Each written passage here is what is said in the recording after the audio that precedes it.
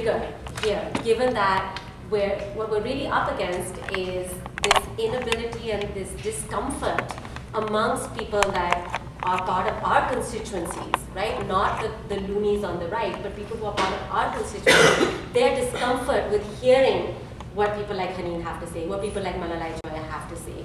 And you know, I mean, again, working on these issues and realizing just how deeply rooted, you know, whether you call it Islamophobia or you call it anti-Muslim racism, or just sort of a discomfort. I mean, really, that's the only word I can think of that captures the sense I get from people when one starts talking about these issues, the deep discomfort with Islam and Muslims that we have here amongst liberals and even some leftists, right? How it is that we can kind of have this conversation and move things forward in terms of not just ending the, you know, one war or another war or fighting for Palestinian self-determination, which, you know, is really important, but seeing how these things are all connected in terms of a broader project of anti-imperialism and a broader project of people's rights across the world.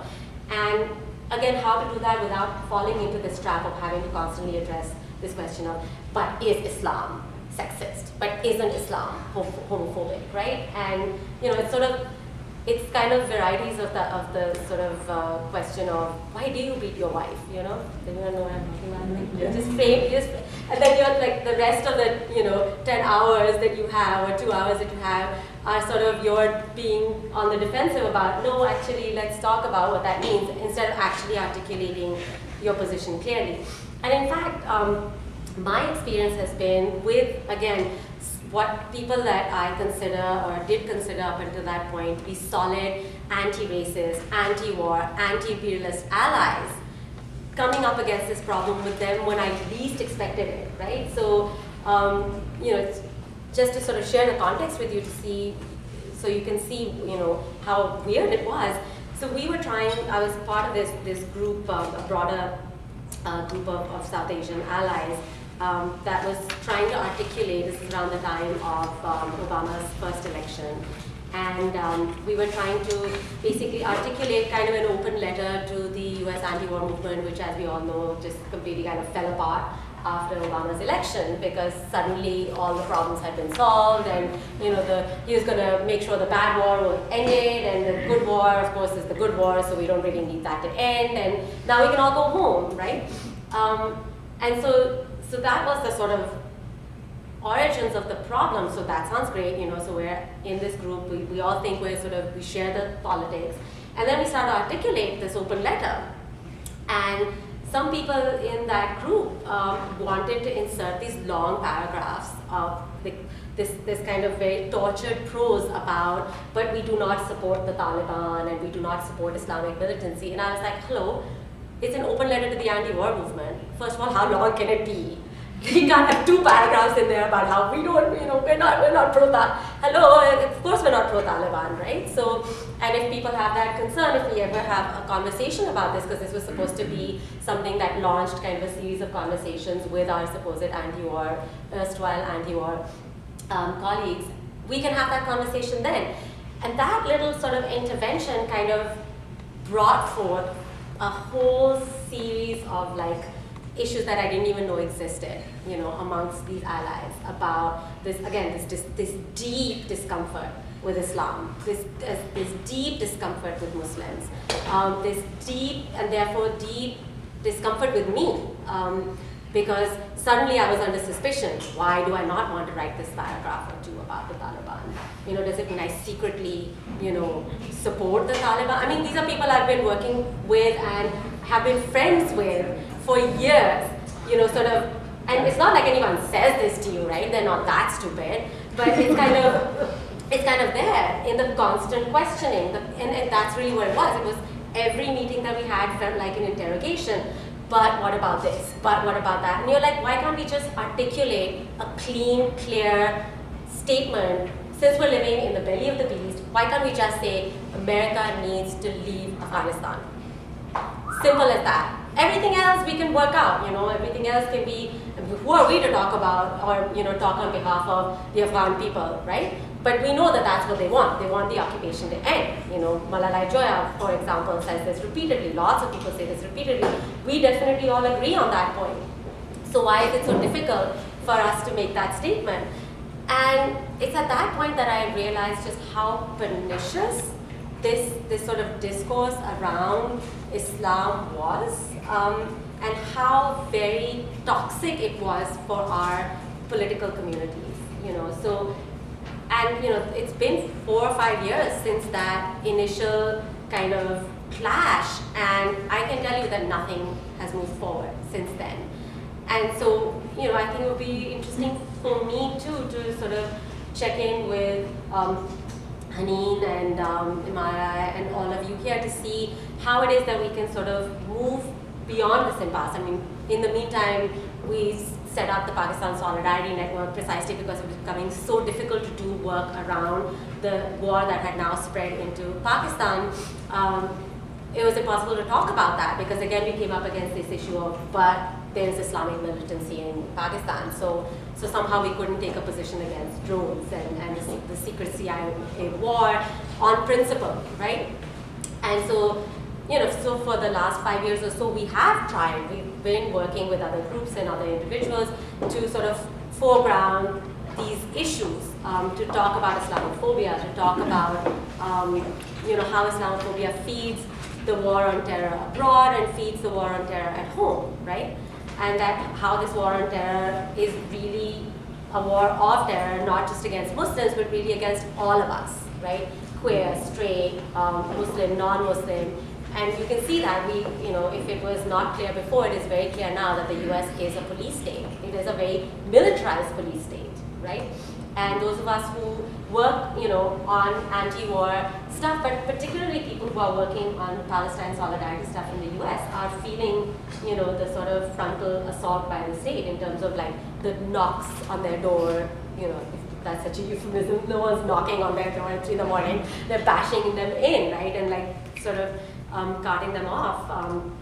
So I think that really the connections between the kind of struggles that you are facing around battling pinkwashing and the kinds of struggles that we're facing with that overlap with the Palestinian question, and because so much of that's the reaction that we get here to the Palestinian issue, even though I think, and you can speak to this better, but I feel like at least I've noticed a little shift in the mainstream towards the issue of sort of at least beginning to question Israel and racism within Israel and the issue of Palestine.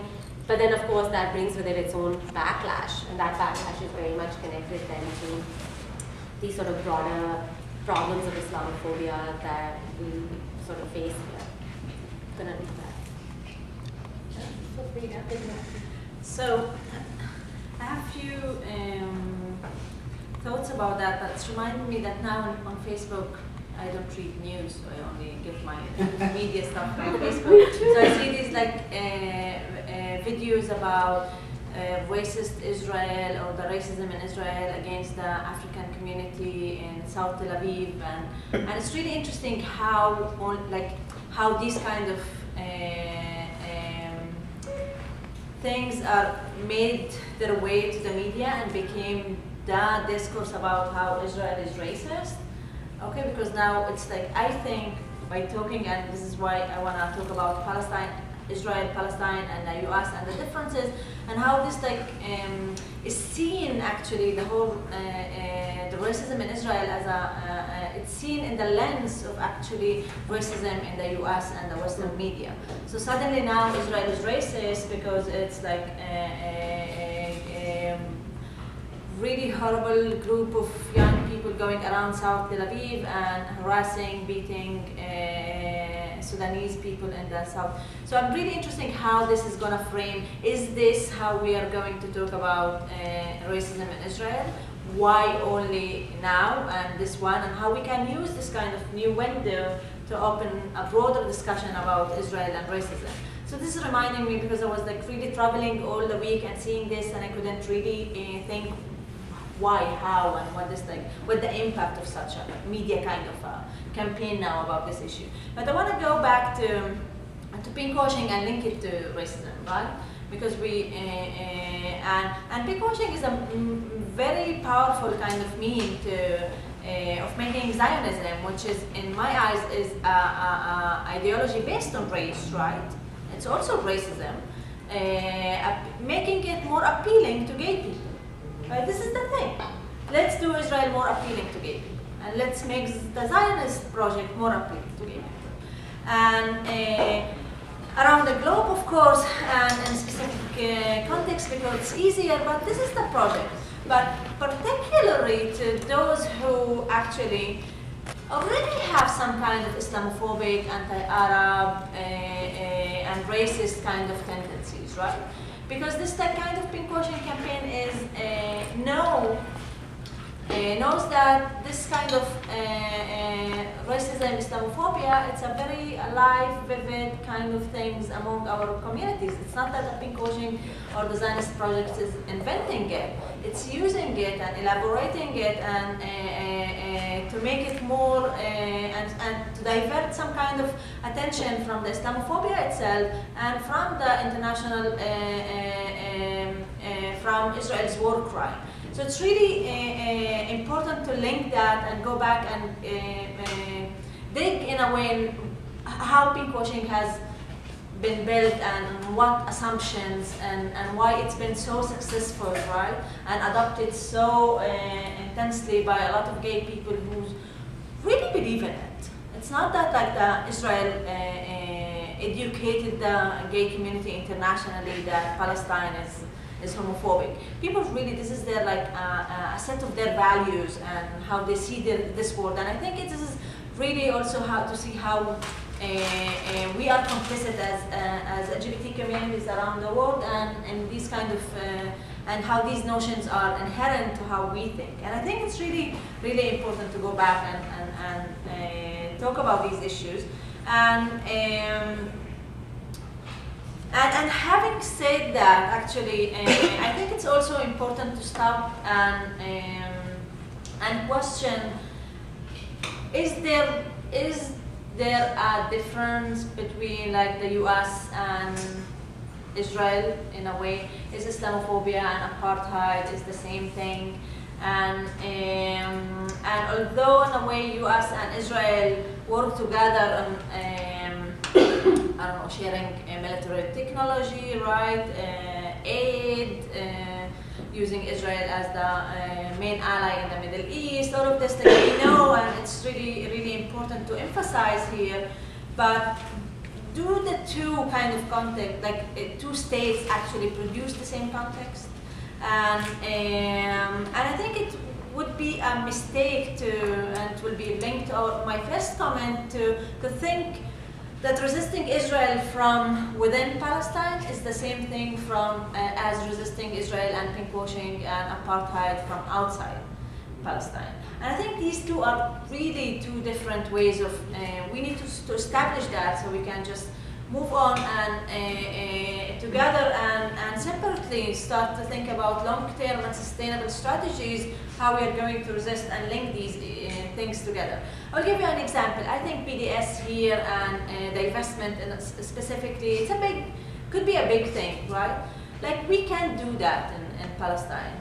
This like the whole West Bank. It's right. It's like 3% of the Israelis' gross domestic kind of product, and it's a captive kind of market. Like so, we cannot really work on divestment and BDS in that sense. And I think it could be a really good, amazing kind of strategy to be adopted here. So this is one example, and understanding the specificities of like the Palestine context and trying to understand how we are not going, right, you said it before, how we are going to be, are we in solidarity with the queers in Palestine, and how we could make the move together to, I would explain it differently. Do we want anti-pinkwashing, anti-racism, and anti-imperialism in general, a propaganda kind of project? Do we need to reproduce the same notions of the Israeli propaganda, Zionist propaganda kind of strategies? Or we want really to build some kind of new communities that can make the links, understand the differences, be aware about the specificities of different contexts, collectively find new creative ways to resist these projects, and also understand that we are sometimes, most of the time, we are small groups with no money and with no resources, and we need to be creative about how we are going to sustain this kind of long-term activism. And this is what I wanted to bring down to the conversation, and see also what you think, and what all of you think about these issues, and especially that in the last 2 years, and I personally spoke about it in April in the homo-nationalism and pinkwashing campaign. It's how it's been the whole anti-pinkwashing campaign, and I'm not taking myself out of this equation. We were actually really happy in our bubble, right? We were able to promote anti-pinkwashing to different gay communities and queer movements. We were happy to be in touch and support the queers in Palestine, and the queers in Palestine, so they are like now have stage and they're visible and they have suddenly a lot of power to think, and how we can like just deconstruct this, I think, wrong dynamic, which I think it's really natural kind of first steps in a very young kind of movement, and transform it in to a new kind of movement that based on what is the goal is to end or resist Israeli apartheid structure and the occupation, and contribute to the Palestine liberation struggle. And yes, we are queers, and a lot of us are queers in this movement, but at least in my context, and this is a question I keep having a lot, so did you queer up the BDS movement? Or did now like you are more accepted in these circles, right? Because it's a very, like, people are really busy with this question. How you like making these kind of proving that you are a good citizen, right? We need to prove that we are a good citizen, been accepted in the civil society. And actually, we don't know because we don't care and we never asked. And this was never been like our goal.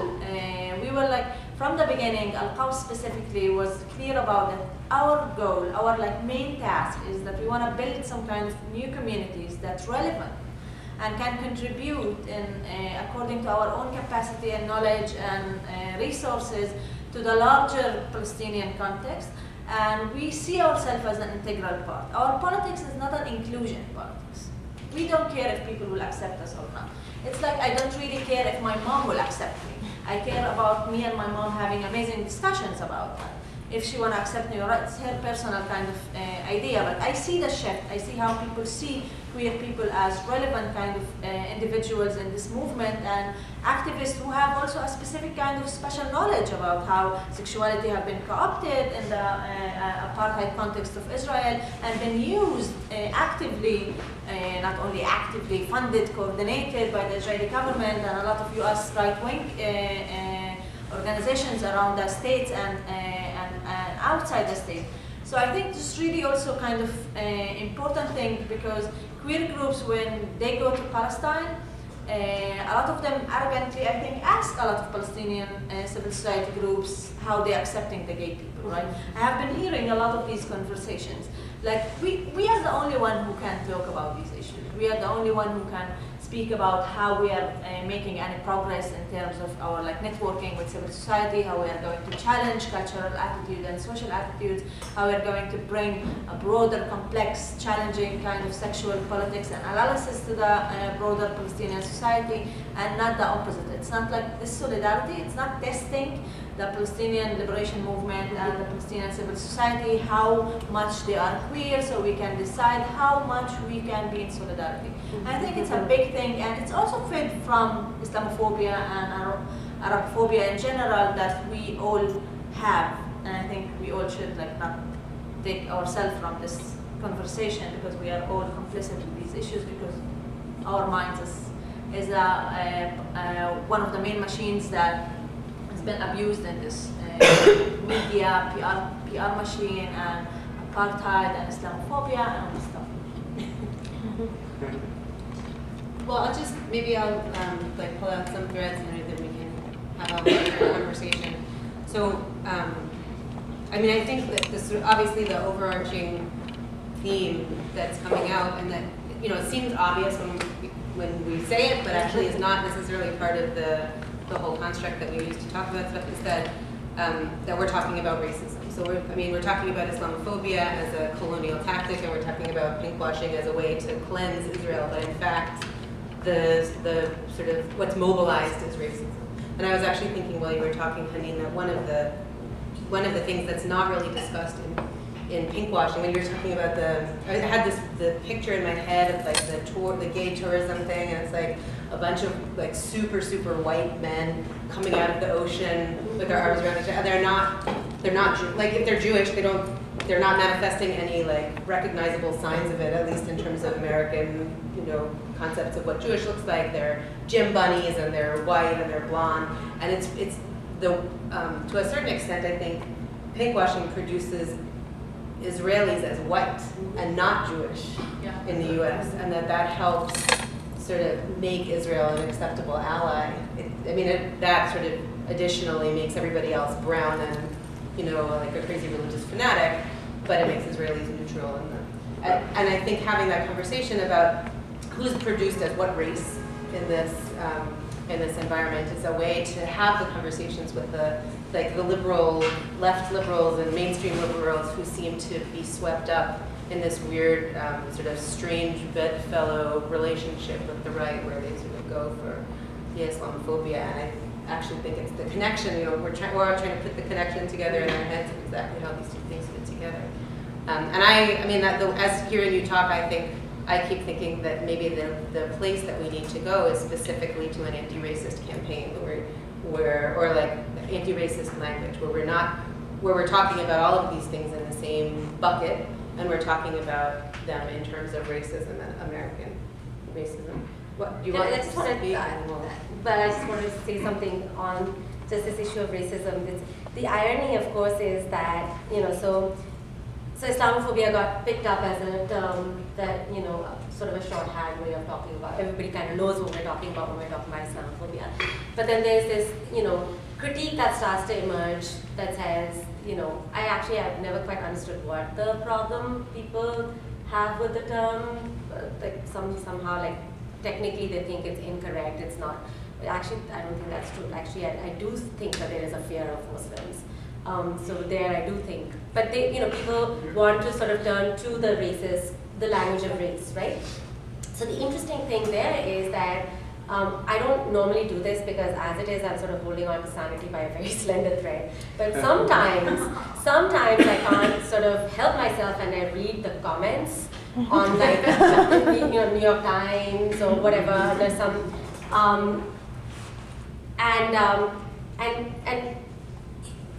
on say articles that may shockingly talk about sort of racism or anti-Muslim racism or things like that. Maybe not the New York Times, because I can't imagine they would do that, but some sort of like maybe alternate or something like that. And the sort of like overwhelming kind of like stuff that you get there from people who are, of course there are your usual trolls who will turn up on all these liberal sites just to troll. But then there are clearly people who would normally turn to Alternate or spaces like that, or ZNet or whatever, for a particular purpose because they identify with that politics. And yet when it comes to these kinds of issues, like the stuff they will spew out is just, it's ridiculous. But one of the arguments that is starting to emerge, or that I'm starting to see, is this business of saying stuff about Muslims that we all know that now you can say stuff about Muslims that you cannot say about any other people on the planet, right? And that's okay, because that's not racism. Because Islam is not a race, and it's a religion, and so supposedly it's a choice, and so therefore it's okay to say whatever you want to say about people who you think are Muslim, right?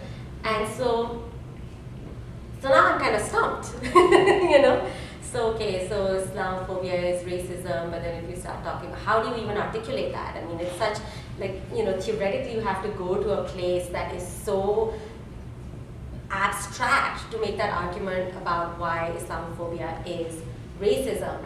And then I've been sort of struggling with this myself because I have to write something about this, and then I went from the, okay, I'm going to talk about it as, Islamophobia and how Islamophobia is racism, and then I started seeing all this stuff, and I'm just like, okay, so maybe it doesn't even matter that we talk about it as racism, except that in the context of the US, as you were pointing out, race is a really important framework. It is a very important affective framework. If you can call something out as racist, people are like, whoa, they don't want to be identified with something that clearly seems racist. Now then you come up against this issue of what qualifies as racism. As that's what I kind of read you as saying, is that when you have people sort of screaming and yelling abuse at, African people, dark-skinned people, then it obviously looks like racism to someone from the US with this particular kind of history of racism, right? And I suppose if you could get like capture a blonde guy screaming and yelling at a brown person, that would also look like racism. But then when you start talking about Islam and Muslims and anti-Muslim kind of politics in general, how do you sort of sustain that? So, I'm not even sure if I'm asking a question. It's really a conundrum that I feel has been posed to me that I wasn't even aware of. That these are questions I'm likely to get if I start talking about Islamophobia as racism. So how to sort of articulate a critique of what is going on? Because frankly, to me, I'm not particularly concerned with proving that it is or is not racism. It's clear to me that whatever is going on, whatever you call it, is wrong, and that you shouldn't be doing it, and that you shouldn't be doing it not just because it's wrong on a personal level, but because it's sort of underwriting all kinds of policies and all kinds of regimes, legal regimes and other kinds of regimes domestically in the US and sort of in terms of US foreign policy that are really, really bad for the majority of people on this planet. So frankly, I'm not invested in sort of this idea that this is racism. But I think it would be nice, since we have all these, people in this room who must be struggling with the same kinds of issues, to think about what kind of language, what kind of framework we can use to reach people that would carry that affective force of the language of race, and sort of, not get into the kinds of issues that I think to be seen. Sorry. Did you want to say something? Did you have your hand up before? You were going to say something? Now you have your mouth full. Fighting my way back. I would say something on that. I think that either Gallup or Pew put out a poll maybe 7 or 8 years ago about a breakdown of the Muslim community in the U.S. And so from the American context, the Muslim community is something like 90% non-white. And that's, I believe, not even separating out Arabs from white people. And so, I think it's a pretty easy argument to make in the American context.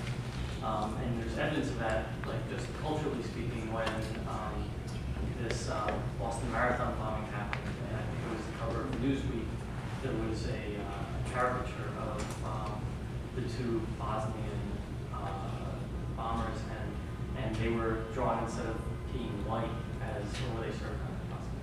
Anyway, instead of being white, they were drawn as like darker skin, and so there's this perception that anything Muslim is basically not white. So from that perspective, it does become.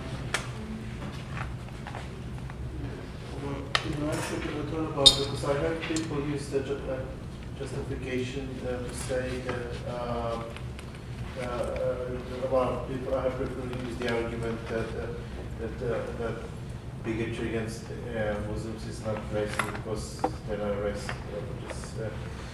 But when I think about it, it's just you're really using semantics because then I thought about what is racism? What motivates people to be racist? It's there are things that racists get scapegoated.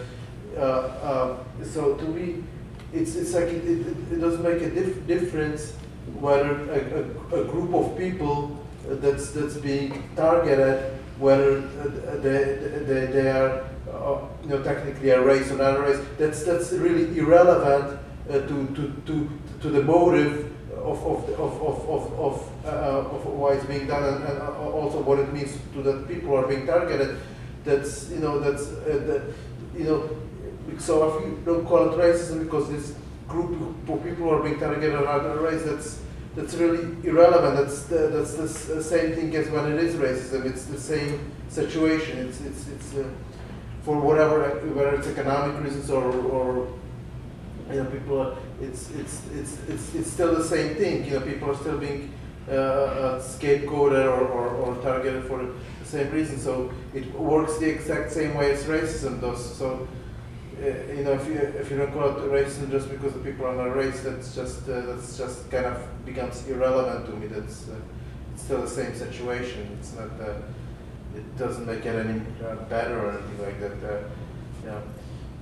And also, I'm sorry, I don't want to waste too much time, but also, because first when you're talking about pinkwashing, at first it took me a while to try to figure out what you meant by pinkwashing. It seems to me that I don't know. It seems to me that you're saying that pinkwashing means that there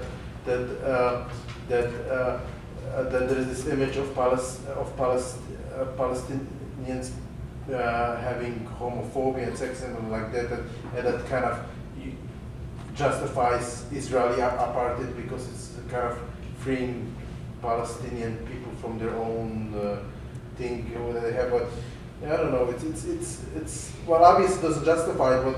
But the other thing is that there is also homophobia on the Israeli side. I know there is homophobia, whether it's in a religious community. There is. I don't know if it's much as on Palestinian side, and I have no idea, but it's definitely there. It's on both sides. I just want to jump in actually, based on something that you said, which was that when about a year ago, or maybe a little more than a year ago, when we were Queers Against Israeli Apartheid was talking about strategy and how to deal with the LGBT community centers ban on organizing. We were thinking about pinkwashing, and we were thinking, so there's a very clear definition of pinkwashing that's been set out by Palestinian queer organizations working on it. And then we also, we're struggling because it was so clear that what was happening in New York was also a form of pinkwashing. So there was the use of queers and queer space to demonize anybody who would challenge. It was anyone who would challenge Israel, but it was about challenging, it was sort of translated into challenging Jews, and it was, so it was pinkwashing that was translated into a local context in New York, and yet we were wary of calling it pinkwashing because the definition of pinkwashing has been so clearly staked out. So I just wanted to sort of put on the table that queers are not only used for the purposes of justifying what's going on in Israel, but also for the purposes of justifying racist and colonial politics as they play out in the city. And New York maybe is special in that the city council and the mayor feel particularly justified in intervening in international politics. Oh yeah, New York is a state on its, as a nation state on its own in some ways, right? Do you want to respond, or do you want to let a couple more people? No, that sounds like maybe two more. Well, first I just want to comment on the race, Muslim, blah, blah, blah, blah. Because I was a little concerned about who can attack whom, what's going on in this country. And it's sort of been interesting around all the surveillance with NYPD that Muslims who ever mention Palestine are like targeted immediately, as well as any that ever mention Sean Bell, right? So Sean Bell becomes, all these people get their material because they were able, through the legal process, to see what they were collecting on something. And Sean Bell is all over these things because black Muslims, of course, rose up against the police and what they were doing in assassinating young black men. And other communities as well, noticed and saw a connection there in terms of the incredible dehumanization and stuff like that. So I think building those connections is really the way to go on it. But part of my question has to do with what it means to be in solidarity, right? And it's something that we've puzzled over and argued over in our crew. And I was very struck, Saadia, when you were talking about being up against this group that looked at you like, how dare you not come out against the Taliban. I thought that was very humorous, mainly because Ronald Reagan helped produce the Taliban, you know, welcoming the Mujahideen and against the communists. So, you know, people are just so ignorant here. It's hard Yeah, to but the deal with. interesting thing is that the people that I was talking about are not ignorant people. No, These are people who know no, I that assumed history. they were like progressive they- lefty. That's precisely But I what's didn't know who disturbing. their audience was when they're questioning you, trying to bring another discourse. But it's the same thing in terms of the queer stuff, because what the gay folks that I'm talking to who think, oh yeah, I mean, why should we criticize Israel? They're the only ones who welcome us. And then you try and talk to them about how a particular way of saying gay rights in the US is being universalized to the world, and the rest of the world is not interested in that narrative.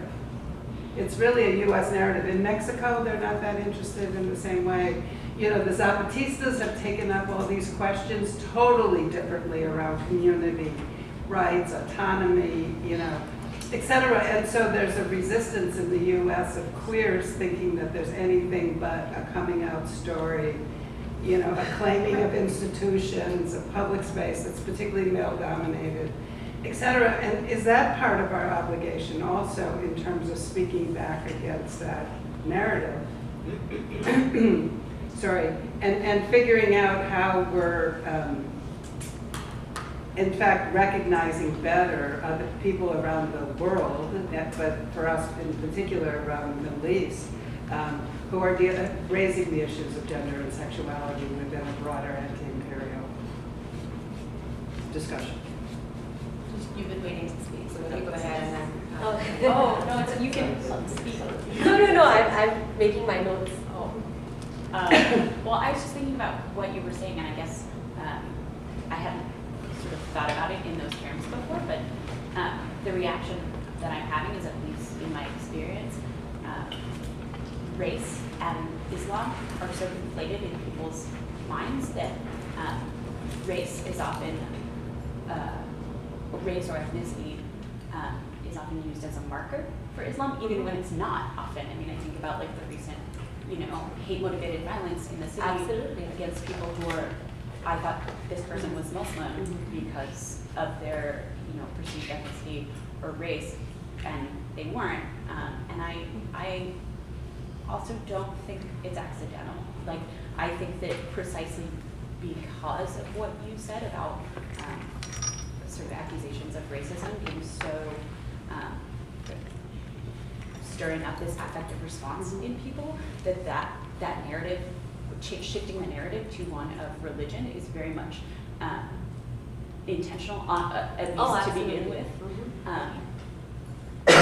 And that makes it easier for people to exercise racism without having to call it racism, because they're not responding to race, they're responding to I know. That's exactly. Sorry, I didn't No, mean to, you're like- totally right. these are just like thoughts that.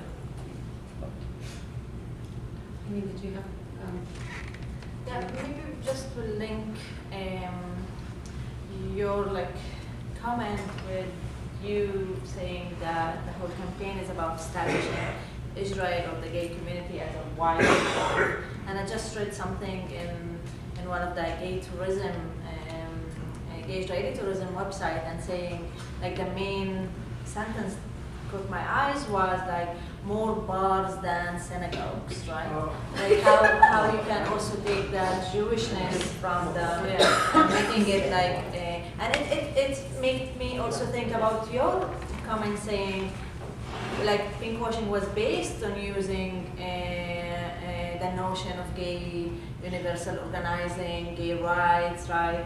We achieved rights, we were accepted within the state, we were hugged so tight that we cannot even, it's so hot here and warm that we will never leave the state, and so all of this and coming out and pride, and I think part of the things we are doing in alQaws is not only resisting pinkwashing as a a colonial kind of strategy, but also resisting the hegemony of gay organizing. And we talk a lot about how these kind of, like alQaws, even we don't identify as gay organization. We are an LGBTQ group of activists, a political group that trying to dismantle kind of gender and sexual hierarchy in Palestinian society using our own experience as LGBTQs, but this is our like main task is not to achieve gay rights. We don't believe that homophobia is the framework of our struggle. We don't aspire to march in Gaza or Ramallah and come out in a very amazing ceremony in front of our families.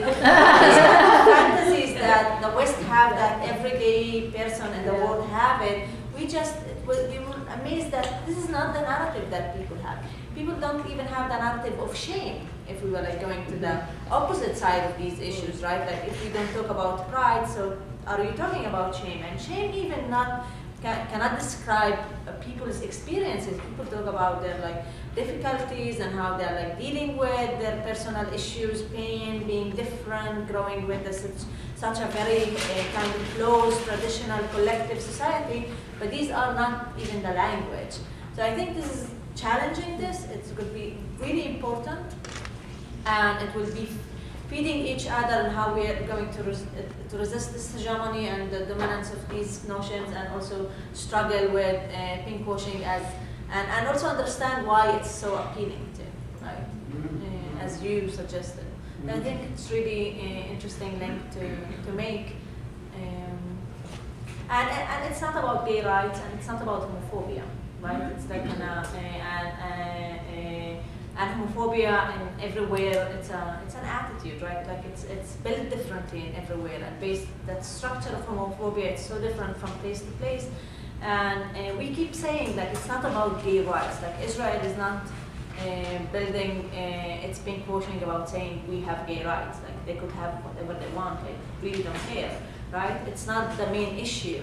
It's like co-opting even the achievements of their own local communities and making them actively complicit with apartheid in a new way now, so they can say, practice their racism and Islamophobia in a new way, saying that Palestine is backward and homophobic and we apparently kill our gays on a daily basis. So it's really not about gay rights. And anti-pinkwashing also should not be about gay rights and should not be about homophobia. And it's really challenging how we could like talk about all of these issues and not make it about these issues. Just to link into what you were saying about race and Islam being intertwined, and also what the gentleman was saying about the caricature of the two Bosnian guys implicated in the Boston bombing. In the United Kingdom, relatively recently, there was a case where a Caucasian British woman had converted to Islam at some point previously. She was then implicated in a criminal trial, nothing to do with sort of terrorism or anything like that, an actual criminal trial. The way the legal system works in the UK is while the trial is going on, you can't televise the defendant's face. So they still use the old-fashioned method of sort of sketch cartoonists, if you like. And as the trial went on, it was something financial related, terribly dull, but it became, the evidence against the defendant was quite overwhelming. And what was happening, the sketch artists were making her progressively browner as the trial went on. Yeah, so it was this sort of artificial browning. I mean, this woman, she was white, you know, she was paler than me. It was just, and it was interesting how you were saying the same had happened, that almost how that seems to just feed in race and Islam, just, yeah. There we go, sorry. Slightly down, big point. Yeah. So unconscious now. Let it go. Go on. I wanted to offer a comment. I thought it was really interesting what you were saying about Islam being a choice and that whole framework, and I thought it was really interesting to link that to sort of homophobia and the way that gayness is also constructed as either like a choice or something that's inherent, and you know, if it's inherent, it must be, you know, you must have legislature against harassment and things like that. And so I think this whole idea of choice not being protected is patronizing.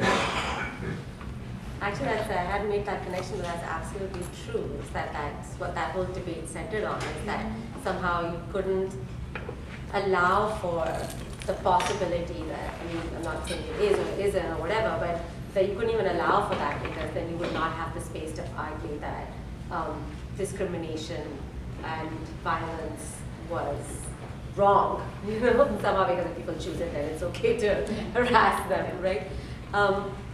Yeah, I think that, you know, like, just sort of listening to the conversation, and especially, Haneen, your like sort of graphic sort of resurrection of those the aesthetics of the gay male, white gay male body and coming out of the ocean and all of that, right? And it just sort of makes me think about, you know, something that I've been thinking about, but I haven't really had a chance to really articulate how not all of the sort of politics that comes out of you know, gay rights or women's rights agendas that get writ large, you know, geopolitically, but certainly some aspect of it really seems to be about politics of pleasure and aesthetics, right?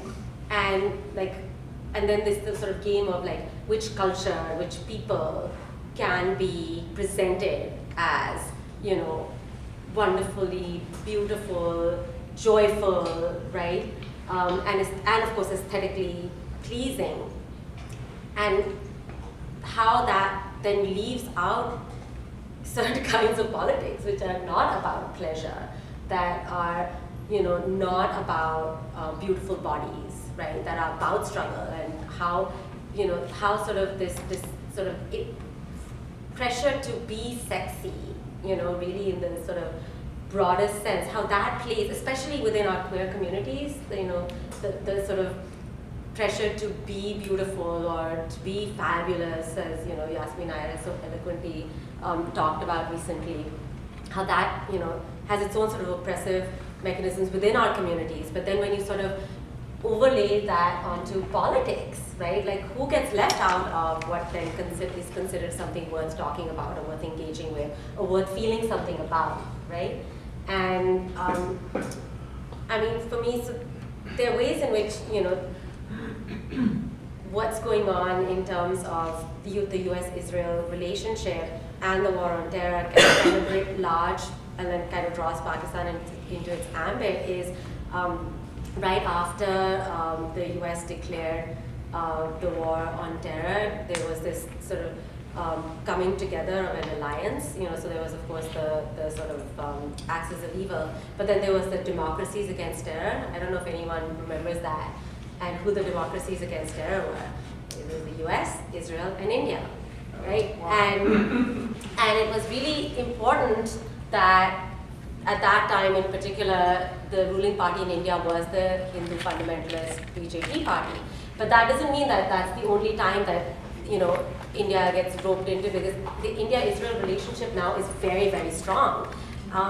It's all, well, actually, no, not up until the 90s, right? So until the 90s and the sort of beginnings of neoliberalism, India had a very principled stand on Palestine and Israel, right? It did not, I don't know if it didn't acknowledge Israel, but it certainly acknowledged the Palestinian right to self-defense, and not self-defense, to self-determination and all of that. So, but all of that went after neoliberalism in '92, and so you see a lot of changes within Indian progressive politics on the issue of Palestine as well. Not the left, but, you know, within the liberal sort of mainstream that get, you know, picked up within Pakistan for different reasons. So, you know, friends of mine were trying to organize a solidarity group, like I think they call it Pakistanis for Palestine, and the hate that they got from liberal civil society activists in Pakistan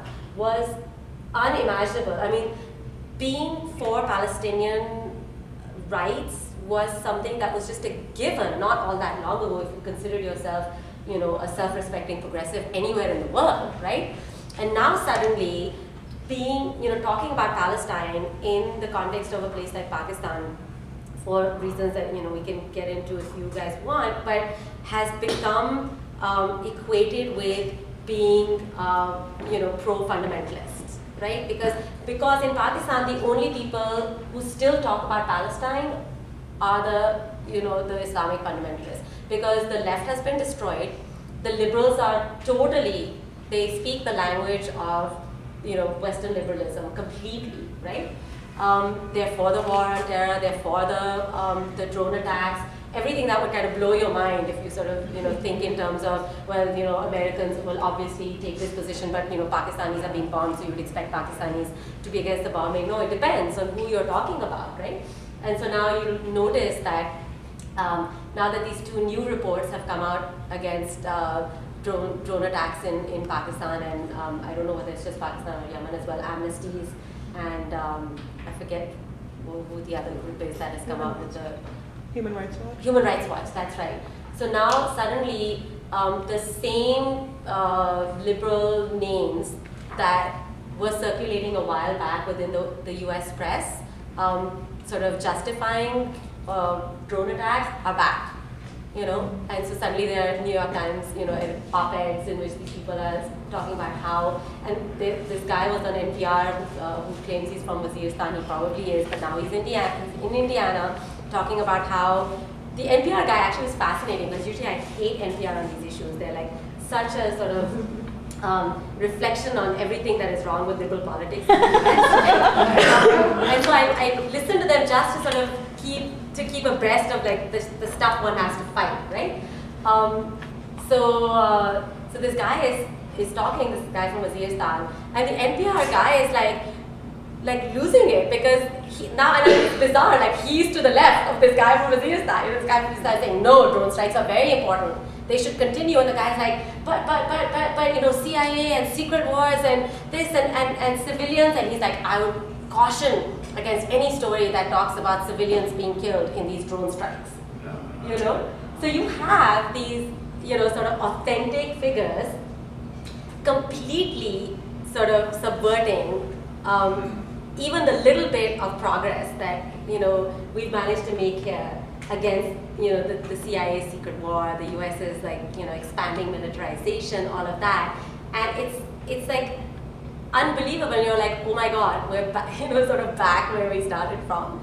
But so what's interesting is that the way that it's like linking up to that whole issue of politics and aesthetics that I was talking about, of pleasure and aesthetics that I was talking about, is that when people think of Pakistan for reasons of the ways in which it's been projected in the media and all of that, Pakistan is not a sexy place. In the words of like the book that French guy wrote, Pakistan is a hard country.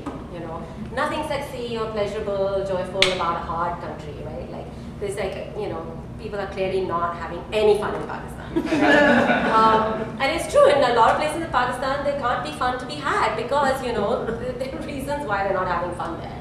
And then, but then you think, of the image that India has, and it's all about Bollywood, and everybody's dancing in the streets, and it's all sex positive, and they have the Kama Sutra, and and suddenly like everything that is actually happening on the ground, the fact that yes, you may have a gay rights movement in India, but that doesn't mean that Indian society isn't also homophobic in the ways if we're using those terms, right? But that gets completely written out. Because you have, these wonderful, village women in pink saris, I'm constantly taken aback by the visual imagery of this stuff, right? And like how beautiful it looks on the page, right? And now there are movies about that, and we never think about how that feeds into the sort of broader geopolitics and the things that we actually have to constantly fight. And these are actually the more pernicious things. It's not just the sort of overt kind of political statements that are being made and the political wranglings that are going on. It is really this kind of like subtextual or, kind of graphic politics, audiovisual, if you will, or visual politics of pleasure and sexuality and pleasurable sexuality, if you will, and, sort of powerful women, who are also sexy, can't just be a powerful woman, you have to be sexy as well. So, I think that kind of like goes or sort of touches on the kinds of things you're talking about in terms of this sort of way in which pinkwashing works, right, to project certain images. So you can't really do that with Palestine. You can't really like do the sexy thing with Palestine. Make it seem more fun. Yeah. But this is the thing. It is part of the narrative in a way. Like they're in the whole kind of pinkwashing how it works inside the community. Let's say there are two things which I was more emphasizing. One of them, which is the victim, right? But there is also the sexy Palestinian. Oh, really? Yeah. of Where? course. In the in the oh, Israeli okay, kind okay. of LGBT narrative. So we are not only like gonna save the victim, we are gonna fetishize. Oh yeah. That's why you must save him. Because These he's bodies, pretty. Yeah. it's linked to each Yeah. other. Like, and we have a really interesting. We're in a really interesting space. We do queer parties every month, which is like the biggest gathering for queer Palestinians. We play Arabic music only. We have only Arabic like drag shows, and it's been really amazing kind of community space. And in the last 2 years, we have been seeing a lot more and more Israeli gay men, white gay men, and middle class, in the age of 30 to 50, coming to these parties and making it the new kind of hub for LGBT gay men, Israeli gay men living in Tel Aviv and Yafa. And I'm destroyed. I don't know how I'm gonna deal with it, right? Because we are not gonna be racist and check IDs on the checkpoints outside, right? We're not gonna do that for our own community. For me, they are not welcome. Right, because this is not their space. It's not like a solidarity kind of activist who's coming to support and have a drink and have a chat with other friends. They're coming to look for specific bodies that they can like fetishize. And I really became a bitch and like in being in this space because I just can't even speak with them. I can't sell a ticket to these people because like I can't smile, I can't party, I can't have fun in my own space because I see it, and no one, of course, a lot of people, I can't make it now a point of these parties, right?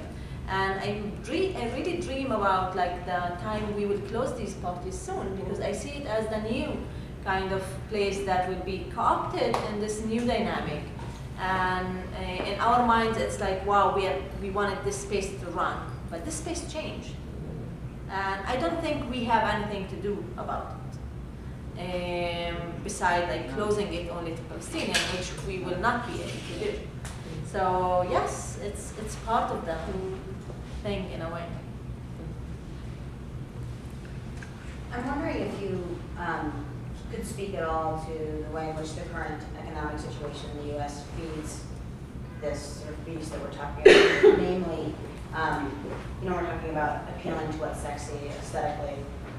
That's about like consumption, right? And consuming those sorts of people literally and products.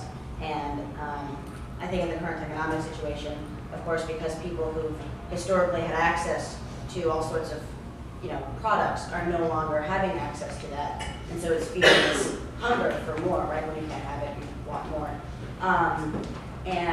And so I'm wondering if there's any correlation there between sort of economics in traditionally sort of colonialist and imperial states and this rise in Islamophobia and sort of anti-Palestinian sentiment more generally. I mean, I can think of it more in terms of, say, the colonial gaze, right? And how important, obviously, that fetishizing gaze was to the colonial project. So everything from Richard Burton, writing up his travels and talking about his exploits and finding gay people everywhere gay men everywhere that he can have sex with or fantasize about, to sort of the whole series of photographs of the women of the harem, right? So I mean, I think that kind of fetishizing gaze has always been part of these projects. And of course, I mean, I think in a consumer society, as you're pointing out, the fetish aspect of it does get intensified, right? So on the one hand, what fetishization does is it sort of dehumanizes the person being fetishized. Like, you're not It's not, you know, you're not sort of thinking of this as a person who might reciprocate your desires. It's really an object, right? So there's that aspect, and then there's I think the acquisitive aspect that comes from being within a capitalist consumer society, which is I, you know, desire this and therefore I must have it, right? So there is obviously that. I mean, I think for me the current economic situation in the US really has more, or connects more to, I mean, to sort of ways in which at the same time that you are divesting from public welfare stuff to the stuff that matters to people, that again is not really about pleasure in that sense, it's really about survival. That at the same time you kind of have to increase or intensify your repressive apparatus, right? So I think that's what you're seeing, and within that, I think the politics of consumerism plays and has played a huge role, because what we've done in the US is in the last 20, 30 years, we've taken away the language of citizenship and replaced it with the language of consumerism, right? So to be a consumer is the ultimate sort of source of emancipation, right? Not being a citizen that is invested with rights. And the weird thing is that even as a consumer, you are not supposed to have rights. Your only right as a consumer is to consume, right? Not to be protected from the people who are selling you stuff, you know? So, I mean, that for me, I mean, teaching this stuff really, you know, it's kind of, you can see how this blows students' minds because they've never thought about it in this way.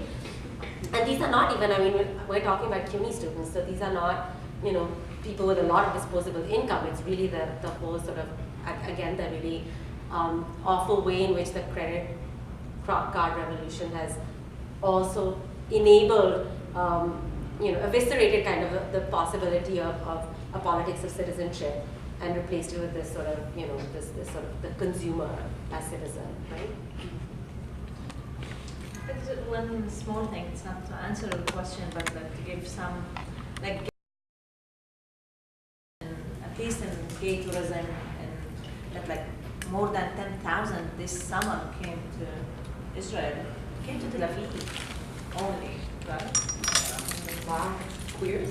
Queers. From the US or all No, over? from all over, like 10,000. So we have to give the room back at 8:30, which is in 7 minutes. So maybe we'll just take one more comment from Leslie, and then if you guys could come back and maybe we could wrap up with each of you giving like a little bit of a vision of what kind of strategy you would throw out there for all of the many organizations. And it doesn't have to be the only strategy adopted, but like leave us with something, and then don't leave because we have a lot of people listening. So Leslie, go ahead. Yeah, first of all, I feel there's so much that you both have, all three of you have put out there that we could go for hours more. But I want to go back to the conversation a little bit earlier about race and racism. And I'm not exactly sure that it's not a totally developed thought here. But while that was being kicked around a little bit, I was thinking again about the concept of the other, which, if my memory is correct, in the early days of the gay rights movement, actually the lesbian and gay liberation movement, as we used to think about it, we talked a lot about the fear of the other.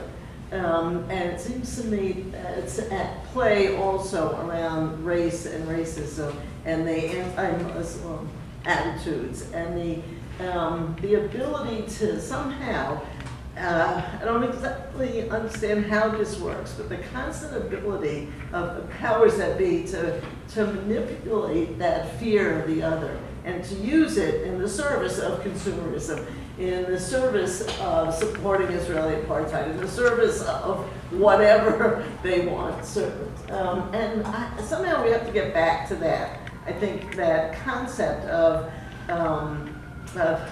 or that challenge as human beings to not be afraid of the other. And in fact, that's, I think, what the core of solidarity really is it's not about being able to stand with the people you feel most comfortable with. Solidarity should be about being standing with the people who you know nothing about and you may not feel comfortable with, but it's not about comfort, it's about humanity and the connections between people. So I don't know how we turn that into a strategic discussion, but it seems to me that's part of our work, is directly challenging that fear and dismissal and the refusal to look directly at the other. And be that around race or gender or sexuality or nationality or religion or whatever it's, and it seems to me that's also something, at least for our country, for the US, that runs through that ability to manipulate the fear of the other runs through our history, and to use that tension, to create tensions between people. And again, I don't understand fully, or really at all, how they're able to so successfully use that fear of the other, but it seems to be a constant. And if we don't figure out a way to address it, we're missing something. Now we're on to strategy. So Saadia, anyone to take the first crack? I mean, I think that we're constantly kind of fighting on the broader mainstream level and then fighting within our communities as well. And I think precisely because this has become, using gay rights, has become such an important way to kind of secure consent for very questionable politics, that it's important for us as queer people to take on that challenge. And I think, again, I think it's interesting that back in the day when solidarity was something that people did think about practicing and did try to practice, and they still do, but I think it gets so muddied now because suddenly people that you are supposed to be in solidarity with have to pass all these tests, right? They have to show that they're not sexist, that they're not homophobic, that they're not racist, that only then can you be in solidarity with them, right? And again, it may just be me, and maybe I'm becoming parochial because I focus so much on this part of the equation, but it seems to me that the only communities and the only societies that are constantly held up to this test before we can be comfortably in solidarity with them are Muslims and Muslim societies, right? So for example, Palestine as well, even though Palestine is not a necessarily a Muslim society. None of the ones that are quoted as Muslim are Muslim in the way that they are thought of, but that there is, again, there is this sort of way in which solidarity work is being sort of subverted by this sudden way in which we have to sort of tick off these things, and it's a problem. I mean, so then am I not supposed to be in solidarity with, say, construction workers because they can be sexist? I mean, where does it end, and how do we sort of work through that? What does it mean to struggle together and struggle through uncomfortable politics for progressive goals, even if they're limited, even if we know, that you may not like this person, but that doesn't mean that his or her rights are not being subverted, and that it isn't incumbent on you to do something about it.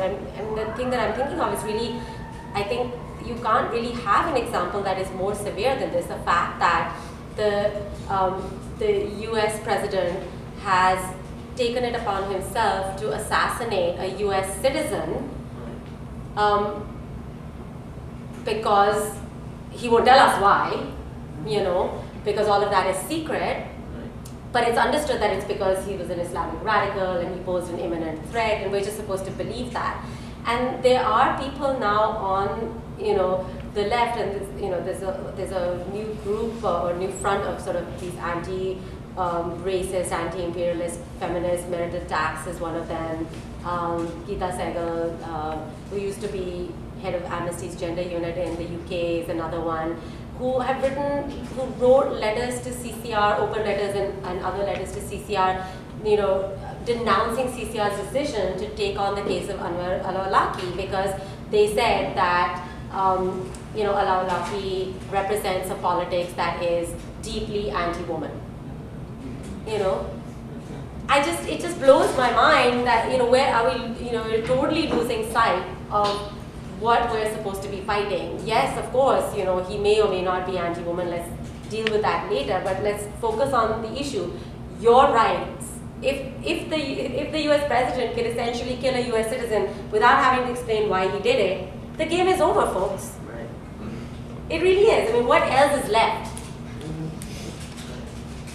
And the import of that really has not sunk into people's heads, because we're constantly being distracted by these discourses that sound like good politics. I mean, everybody wants to make, especially people, you know, people like us want to make sure that we live in a world, or we're working with people who don't hate us, who, you know, don't think that we are, you know, sort of bizarre or weird or should be killed or, you know, just converted or whatever it is, right? But then again, you know, how do we sort of struggle through those things and figure out what the real issues are that need to be dealt with? And I mean, is it okay to bracket that stuff off? Is it not okay to bracket that stuff? I mean, and those are the kinds of conversations that we need to be having in our communities. Wow. Yeah. I'm really struggling in the last couple of months about what that means, solidarity, and if it's enough kind of framework to contain all of these dynamic and complexity. And maybe because I was really personally and was heard from a lot of people who consider themselves, we consider them as an allies, and were actively involved in different actions. We had signed the BDS code. We were active in promoting a lot of anti-pinkwashing movement, and suddenly when we do mistakes inside the community, no one is we don't have a kind of an accountability system inside the community. And I'm really having, and not having this is basically reproducing the same power relation, because I will, once something really happens, I will become the Palestinian who's powerless, and this professor will have more power and more resources to be in different sides. So I'm really struggling about how also us as queer activists in Palestine could be also protected in this kind of solidarity, because it's not a safe game, right? It's a game that we all are risking a lot of our because we want to be there, because it's really important, and I agree with you, because it's about being not feeling that comfortable in these places. But I'm really thinking about if it's enough, and usually because the solidarity conversation have been framed as you tell us how we can be in solidarity with you. And I'm not interested in a one-side kind of conversation, so I sit here and I can tell you 1, 2, 3 things how we could be in solidarity with each other. And I think we need to have a different kind of conversation. And I think this kind of conversation is really important, because we know we have a conversation about the deep issues that we don't have any space to explore it and understand each other and the differences between our context. And I think this is the way to do things. So I will not provide any kind of strategies, but maybe I will say that, and I said that to different SJP groups that I have been touring with in the last thing, that different communities and queer against Israeli apartheid, there are different groups. We all should have more kind of sustainable long-term strategies that maybe we can coordinate with each other, but should be informed from our local context. But now we have a lot of committed people, activists, with really amazing analysis. Sometimes we know we need to strengthen our own analysis and, I don't know, meet more people, read, or have more experiences. But I think we need to start see what in 10 years we want to be as a movement, or if we see ourselves as a movement, or just ad hoc groups who happen to react to different things. Because I think the whole anti-pinkwashing thing was a reactionary kind of movement, which is okay. I don't want to be in a reactionary. I want to switch it and transform all of our resources and knowledge now that we gained through the last 2 years on something that we can work toward and be also empowered in a way and grow, change, make mistakes. I don't care, but like to have something really clear to work. Thank you.